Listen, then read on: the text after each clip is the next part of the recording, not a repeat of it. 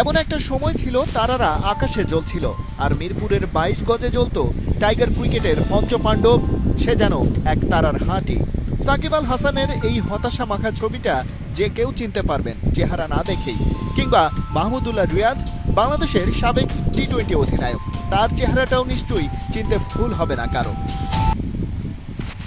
বলা নেই কওয়া নেই, পুরনো স্মৃতি রোমন্থনের কারণ একটাই, এই ছবিগুলো নেয়া নিউজিল্যান্ডের বিপক্ষে ঘরের মাঠের ম্যাচ থেকে। সেই নিউজিল্যান্ড ফের আসছে বাংলাদেশের বিপক্ষে খেলতে 3টা করে ওয়ানডে আর টি-20 ম্যাচ।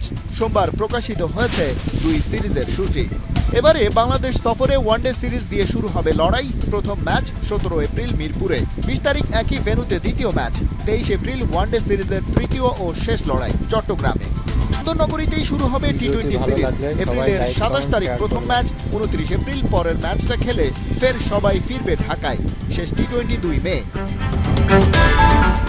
একদিন আগেই পাকিস্তানের বিপক্ষে ওয়ানডে সিরিজ জিতল বাংলাদেশ, তাই পুরো দেশ এখনো সেই মুডেই। এই ফরম্যাটে ওয়ানডেতে ঘরের মাঠ মানে পরিষ্কারভাবেই টাইগাররা ফেভারিট। মাশরাফি, সাকিব, রিয়াদদের সময়ে বাংলাদেশের সামনে কিউইদের পাত্তা ছিল না মোটেও। তাই তো কিউইদের back to back whitewash করার নজিরও রেখেছে বাংলাদেশ, সেটা 2010 আর 13 সালে।